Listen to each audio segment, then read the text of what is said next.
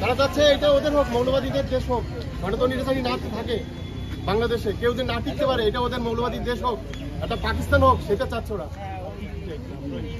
আমরা চাচ্ছি যারা আমাদের বাংলাদেশে যত হিন্দু ভাই বোনেরা আছে তারা জানি এই নির্যাতনের শিকার না হয়, তারা জানি তাদের ভিটে মাটিতে থাকতে পারে, শান্তিতে সুশৃঙ্খলভাবে তারা থাকতে পারে, এটাই কাম্য, শান্তিতে ভাবে যেন থাকতে পারে। আমার নাম হচ্ছে মাধব দাস গুপ্ত, ঢাকাপাড়া হরিকৃষ্ণ মন্দির ইসকনের নামটের একটা সংগঠনে আমি পরিচালনার দায়িত্ব।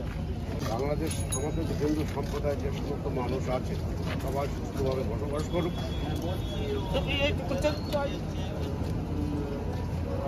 চোখে জল কেন? চোখে জল মা-বোনদের জন্য। আজকে মা বাবা ভাই বোনেরা সন্তানের দিন চলে আসছি আমরা। 1971 সালে যখন চলে আসছি, যখন ভারতবর্ষে, তখন কান্তি কান্তি সব ভয় হয়েছে। এই ঘটনায় কি আবার ঘটছে? আবার সেই ঘটনা পুনরায় আবার দেখতে পাচ্ছি। যখন এই ঘটনার ঘটায় হিন্দু মুসলমান সবাই যেন সমান অধিকার নিয়ে বসবাস করে, এইটুকু আমাদের দাবি ইউনুস সাহেবের কাছে। অবশ্যই রাখা যাবে। আপনারা যে সাংবাদিক বার্তা দিচ্ছেন অন্যদিকে যুদ্ধ চাই না, আমরা যুদ্ধ চাই না, সবাই সমান অধিকার চাই। আমরা আশা করি আমাদের এই বার্তা আমাদের সরকার পৌঁছে যাবে। আর এই নাম আমাদের সনাতন ধর্মের প্রধান এবং এই নামের মাধ্যমেই আমরা পৌঁছে দেব আশা রাখি। কারণ এই নাম মহাপ্রভুর মাধ্যমে যেহেতু সারা বিশ্বে পৌঁছে গেছে, তেমনি আমাদের এই বার্তাটা নামের মাধ্যমে পৌঁছে যাবে। এই জন্যই আমরা এই নামের মাধ্যমে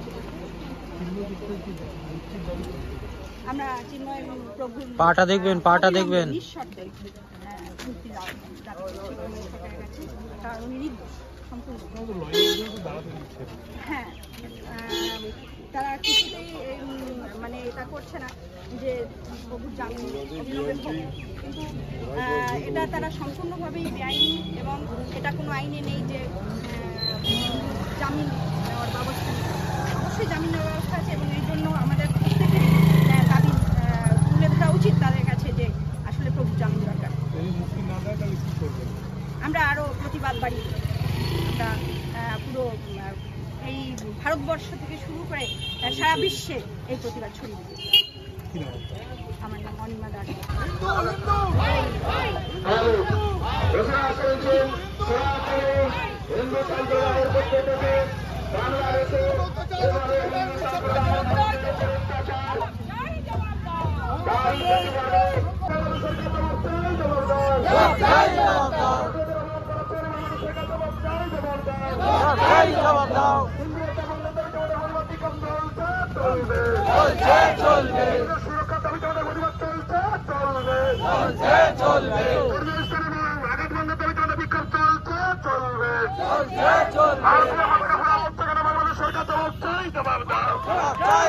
ভারতীয় পতাকা ফুলানোর থেকে বাংলাদেশ সরকার জবাব চাই, জবাব দাও।